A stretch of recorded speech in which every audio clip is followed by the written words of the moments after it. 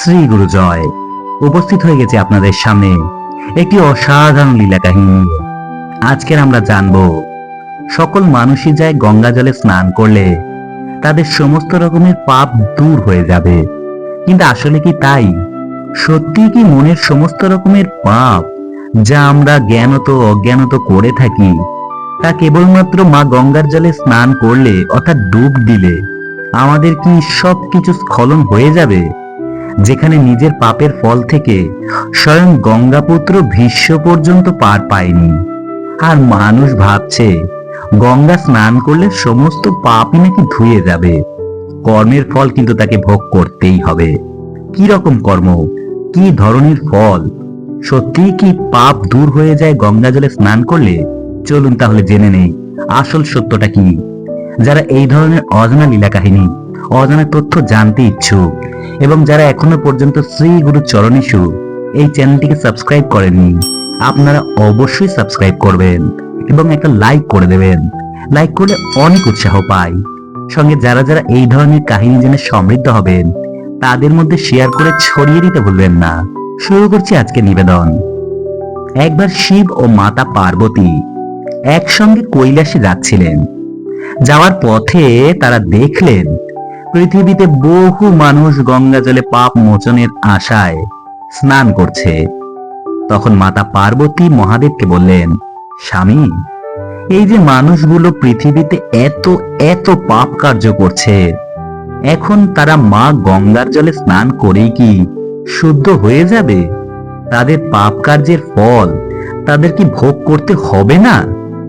তখন ভগবান মহাদেব বলেন মাতা পার্বতীকে, শুদ্ধ বিশ্বাস ভক্তি ব্যতীত যতই এই পবিত্র গঙ্গার জলে স্নান করুক না কেন, পাপ কখনোই মোচন হবে না।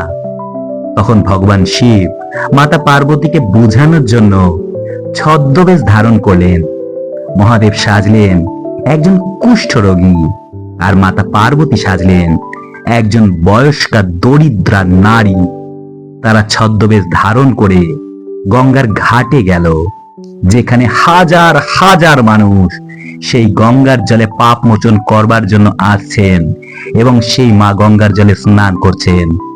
যারা গঙ্গা জলে স্নান করে উঠে আসছিল তাদেরকে উদ্দেশ্য করে ছদ্মবেশী সেই বয়স্কা নারী ওরফে মাতা পার্বতী তিনি বলতে লাগলেন, আমার স্বামী দীর্ঘ সময় ধরে মরণ ব্যাধি কুষ্ঠ রোগে আক্রান্ত।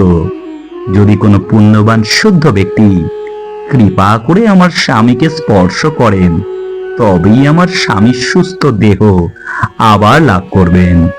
কুষ্ঠ রোগ হতে তার মুক্তি লাভ হয়ে যাবে। তবে একটা শর্ত আছে, শুদ্ধ পুণ্যবান ব্যক্তি ছাড়া যদি অন্য কেউ আমার স্বামীকে স্পর্শ করে তাহলে সেও কুষ্ঠ রোগে আক্রান্ত হয়ে যাবে। ছদ্মবেশী বয়স্কা নারী অর্থাৎ মাতা পার্বতীর এই কথা শুনে গঙ্গার জলে স্নান করে আসা যে কোনো ব্যক্তি ভয়ে তার স্বামীকে স্পর্শ করতে সাহসই পাচ্ছেন না। মানুষ গঙ্গায় স্নান করতে আসে পাপ মোচন করবার আশায়, কিন্তু স্নান করার পরেও সেই মানুষদের ভেতরে কোনো প্রকার আত্মবিশ্বাসই ছিল না। মা গঙ্গার জলে স্নান করার পরেও তাদের মনে হচ্ছিল, যদি কুষ্ঠ ব্যক্তিকে স্পর্শ করি তাহলে যদি আমাদেরও সেই কুষ্ঠ রোগ হয়ে যায়। এই ভয়ে কেউ এগিয়ে আসলো না। সেই সময়ে একজন খুনি ব্যক্তি সেই গঙ্গা ঘাটে আসেন স্নান করে পাপ মোচন করতে। সেই ব্যক্তি বয়স্কা নারীর কথা শুনে মা গঙ্গার জলে স্নান করে এসে সরাসরি কুষ্ঠ রোগীকে স্পর্শ করেন। স্পর্শ করার সাথে সাথেই মাতা পার্বতী ও মহাদেব স্বয়ং তার সামনে প্রকট হয়ে যান এবং তার সমস্ত পাপ মোচন করে দেন। কেননা সেই খুনি ব্যক্তিটি বিশ্বাস ভক্তি নিয়ে স্নান করেছে এবং এটা মন থেকে বিশ্বাস করেছে যে গঙ্গা জলে স্নান করলে পাপ মোচন হয়। এবং যখন সে স্নান করে আসলো তখন সে ভাবতে লাগলো সে পাপ কার্য হতে শুদ্ধ হয়েছে, যার ফলে সে কোনো কিছু না ভেবে কুষ্ঠ রোগীকে বাঁচাতে স্পর্শ করে ফেলেছে। তখন মাতা পার্বতী বুঝতে পারল যে যতই গঙ্গা জলে স্নান করুক না কেন, বিশ্বাস ভক্তি যদি না থাকে তবে সে কখনোই মুক্তি লাভ করতে পারবে না। তাই আমাদের উচিত মন থেকে শুদ্ধ ভাবনা চিন্তন করা। শ্রী গুরু জয়। আজকে এইটুকুই। পরের দিন আবার চলে আসব নতুন কোনো অজানা তথ্য বা অজানা লীলা কাহিনীর সঙ্গে।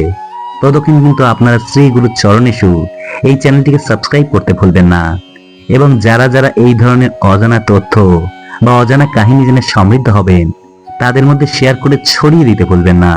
ততক্ষণ সকলে অনেক ভালো থাকবেন, সুস্থ থাকবেন। দেখা হচ্ছে পরের দিন। শ্রী গুরু জয়। হরে কৃষ্ণ। নমস্কার সবাইকে। রাধে রাধে।